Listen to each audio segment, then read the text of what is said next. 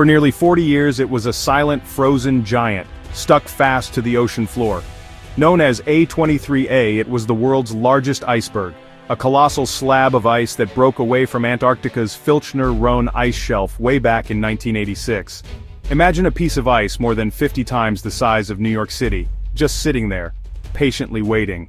For decades it was more like a small floating island than a moving berg. Scientists watched it, knowing that one day the currents and the slow grinding of the sea would eventually set it free. That moment finally came in 2020, when this immense ice titan began its slow, majestic journey out into the open ocean. The movement of A23A was big news around the world. Why? Because an iceberg of this sheer size carries with it incredible power to change its surroundings. As it drifted north, away from the Antarctic coast and into the wild southern ocean, it was pushed by powerful winds and currents. Its journey took it towards an area known as Iceberg Alley, a path that often leads these frozen behemoths to their final demise in warmer waters. Its path was of great concern to scientists, especially as it neared the ecologically precious South Georgia Island, a haven for seals, penguins, and seabirds. An iceberg this large could ground itself again, blocking vital feeding routes for these animals for years to come.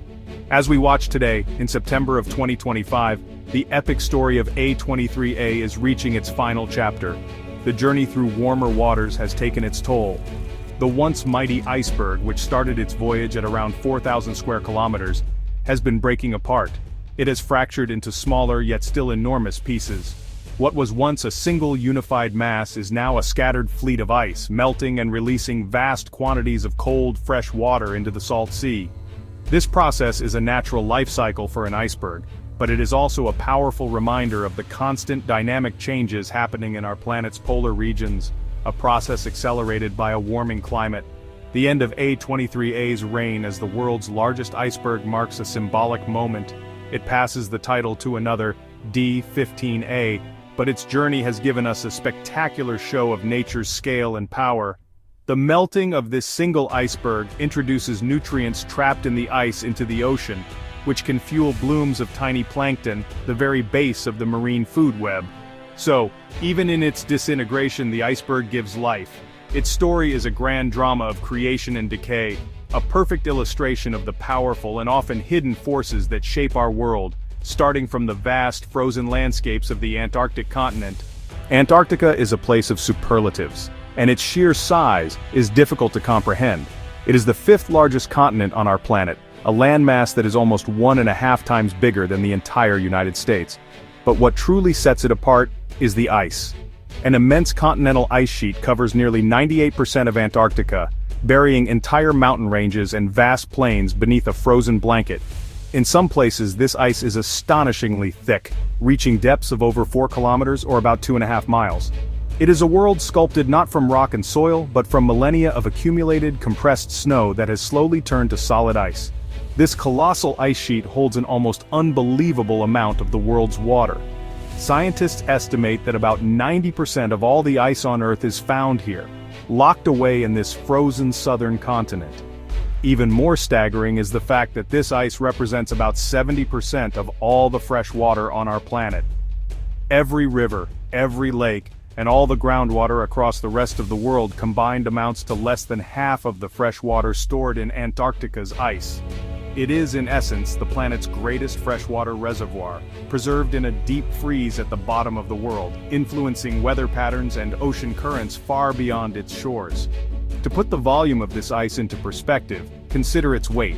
The Antarctic ice sheet contains an estimated 26.5 million cubic kilometers of ice.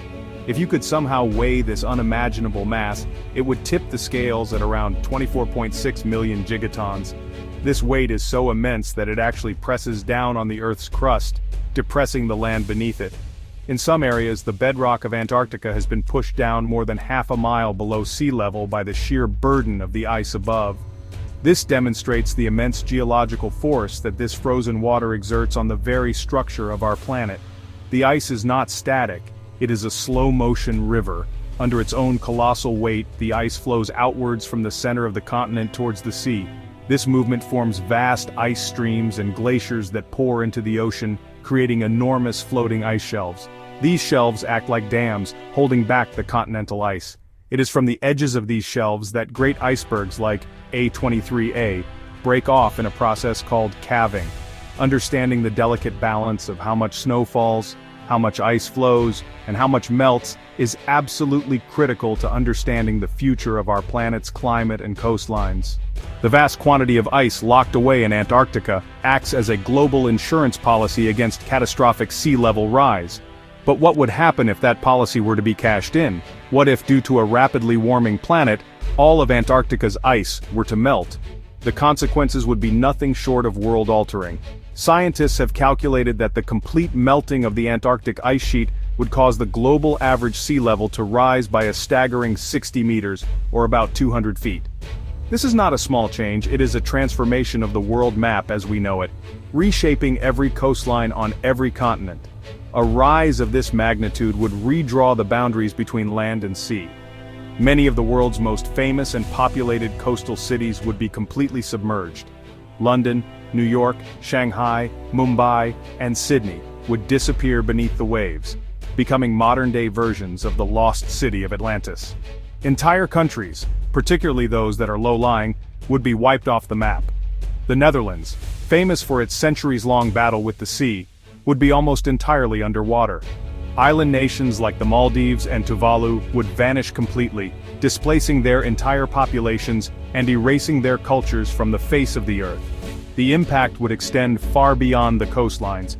The influx of such an enormous volume of cold, fresh water into the world's oceans would drastically alter ocean chemistry and circulation.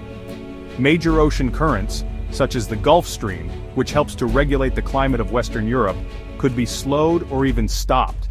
This would trigger dramatic and unpredictable shifts in weather patterns globally, leading to extreme temperatures, altered rainfall, and more frequent and intense storms in some regions, while others might face severe droughts.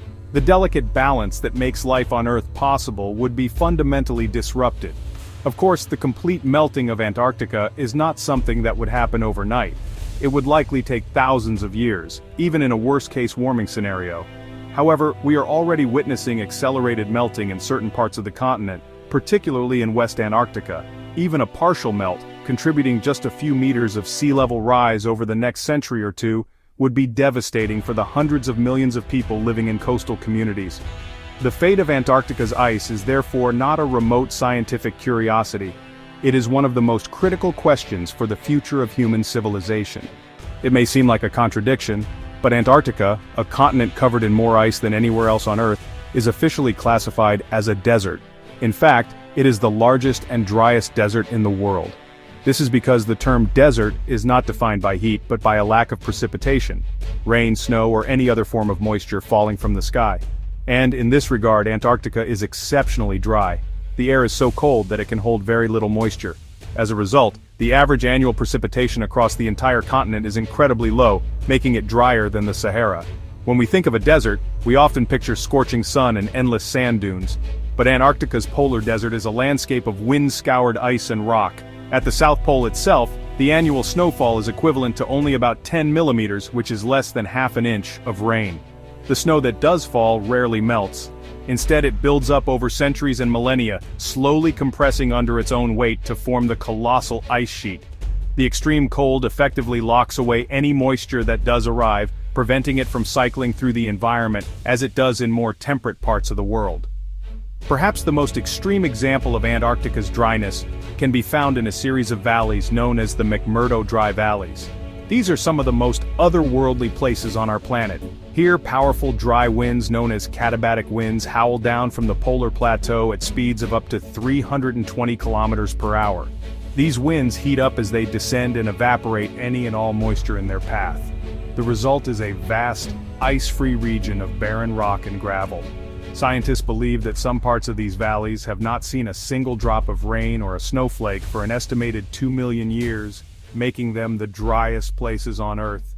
This unique combination of extreme cold and extreme dryness makes Antarctica an invaluable natural laboratory. The conditions in the dry valleys are so harsh that they are considered to be the closest earthly equivalent to the environment on the surface of Mars. For this reason, NASA and other space agencies conduct research here, testing equipment and studying the limits of life in preparation for future missions to other planets. It is a place that teaches us that a desert is not defined by its temperature, but by its profound and enduring lack of water, even when it is surrounded by a sea of frozen H2O. Life in Antarctica is governed by an extraordinary solar cycle unlike anywhere else inhabited by humans. Because of the Earth's tilt on its axis, the polar regions experience extreme seasonal variations in daylight. At the South Pole, the sun behaves in a very peculiar way. It rises just once a year and sets just once a year. This means the continent experiences a single continuous polar day that lasts for 6 months, followed by a single continuous polar night that also lasts for 6 months. For the small number of researchers who winter over, it is an experience that profoundly challenges the human body and mind. From roughly late September to late March, the sun never sets. It simply circles the horizon, casting long, eerie shadows that slowly rotate throughout the 24-hour period. This is the Antarctic summer, a time of constant daylight when most scientific research and logistical operations take place. The 24-hour sun allows teams to work around the clock, taking full advantage of the slightly less harsh conditions. However, living without the familiar rhythm of sunrise and sunset can be disorienting, disrupting sleep patterns and one's internal body clock. Blackout curtains become an essential piece of equipment for anyone trying to get some rest. Then, as March comes to an end, the sun dips below the horizon for the last time, and the long polar night begins. For the next 6 months, the continent is plunged into a deep, profound darkness, broken only by the light of the moon and the spectacular shimmering curtains of the aurora australis or the southern lights. This is the winter season, when temperatures plummet to their most extreme lows. The lowest temperature ever recorded on Earth was at Russia's Vostok station in Antarctica in 1983, a mind-numbing -89.2 degrees Celsius, or -128.6 degrees Fahrenheit. Surviving the polar night is the ultimate test of endurance for the skeleton crew of scientists and support staff who remain. They live in complete isolation as flights in and out of the continent cease during the darkest, coldest months. The psychological challenges of living in perpetual darkness, combined with the extreme cold and confinement, are immense. Yet this period is also one of great beauty and scientific opportunity. The clear, dark skies provide unparalleled conditions for astronomy, allowing researchers to peer deep into the cosmos without the interference of light pollution, watching the universe from the bottom of the world. Antarctica's extreme isolation has forced its temporary inhabitants into some truly remarkable situations, none more dramatic than the story of Leonid Rogozov. In 1961, Rogozov, a young Soviet doctor, was stationed at the remote Novolazarevskaya station. As winter set in and the station was cut off from the outside world, he developed acute appendicitis. As the only medical professional on the expedition, he faced a grim reality. Without surgery, he would surely die, and he was the only one who could perform it. In an incredible act of courage and desperation, he decided to operate on himself. Assisted by a meteorologist and a driver who handed him instruments and held a mirror, Rogozov administered a local anesthetic and began the procedure. Over the course of nearly 2 hours, fighting weakness and nausea, he successfully removed his own appendix. His self-surgery is a legendary tale of human resilience and has had a lasting impact on polar medicine. Today, many national programs strongly recommend or even require that personnel who winter over in Antarctica have their appendix removed beforehand as a precaution, ensuring that no one else is ever forced to repeat Rogozov's harrowing ordeal. The continent also holds secrets from far beyond our world. Antarctica is, by far, the best place on Earth to find meteorites. Its dry, cold environment preserves these space rocks for thousands of years, preventing them from rusting or weathering away. The dark meteorites are also incredibly easy to spot against the vast white expanse of the ice sheet. Furthermore, the slow churning movement of the glaciers acts like a conveyor belt, concentrating meteorites in certain areas. Over the past century, an astonishing 45,000 meteorites have been recovered from the Antarctic ice, providing scientists with an invaluable library of material from asteroids, the Moon, and even Mars. Among Antarctica's many wonders is a bizarre and macabre-looking feature known as blood falls. Spilling out from the tongue of the Taylor Glacier in the McMurdo Dry Valleys is a plume of what appears to be blood, staining the pristine white ice a deep crimson. For years, scientists were puzzled by this phenomenon. They have since discovered that the blood is actually iron-rich brine leaking from a subglacial lake trapped beneath the glacier for some 2 million years. When this salty water, which is completely cut off from light and oxygen, seeps out and makes contact with the air, the iron oxidizes, it rusts, instantly, creating the shocking red color. It is a living geological process, a wound on the glacier that bleeds salt water. Unlike any other continent on Earth, Antarctica has no native human population and belongs to no single country. It is a land set aside for peace and science, governed by a unique international agreement known as the Antarctic Treaty. Signed in 1959 during the height of the Cold War, the treaty was a remarkable achievement in diplomacy. It stipulates that the continent shall be used for peaceful purposes only, prohibiting any military activities, weapons testing, or nuclear explosions. It effectively demilitarized an entire continent, turning it into a natural reserve dedicated to scientific discovery. The treaty also puts a freeze on all territorial claims.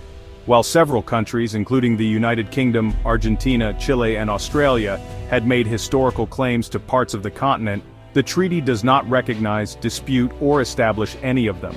Instead, it promotes freedom of scientific investigation and requires nations to cooperate and share their research findings openly.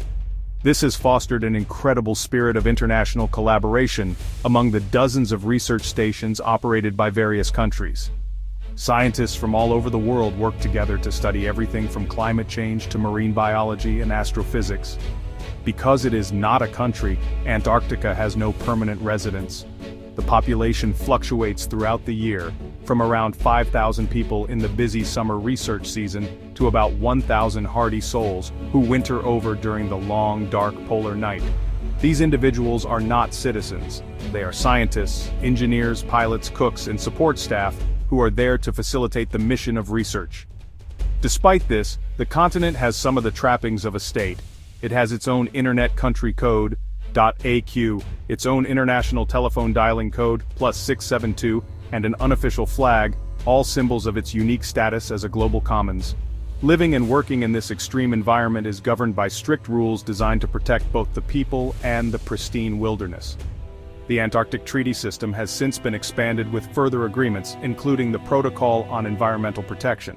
This protocol designates Antarctica as a natural reserve, devoted to peace and science, and sets out rigorous rules to minimize human impact. It prohibits all mining and mineral exploration, and has strict regulations for waste disposal and the prevention of pollution.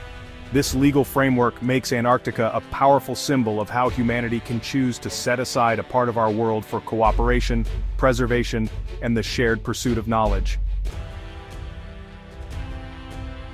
As we look towards the future, the fate of Antarctica is one of the most profound questions facing humanity. For millions of years, it has been a continent of ice, a bastion of cold that has shaped our planet's climate system. But in a world that is steadily warming, the great southern continent is beginning to change. We see it in the calving of enormous icebergs like A23A, in the accelerating flow of glaciers in West Antarctica, and in the retreat of ice shelves that have been stable for millennia. The future of this frozen world is intertwined with our own, and the changes happening there will be felt across the globe. Could Antarctica ever be green again? It is a startling thought, but the continent has not always been covered in ice. Tens of millions of years ago, during a much warmer period in Earth's history, Antarctica was home to lush forests and a diverse array of animal life. Fossilized leaves, wood, and even the remains of dinosaurs have been found there, painting a picture of a verdant, temperate world. If global temperatures continue to rise dramatically over the coming centuries and millennia, it is conceivable that parts of the continent could one day become ice-free again, allowing plant life to return and colonize the barren rock. Such a transformation would, however, come at a catastrophic cost to the rest of the world. A green Antarctica means a world with vastly higher sea levels, a world where the coastlines we know today are deep underwater.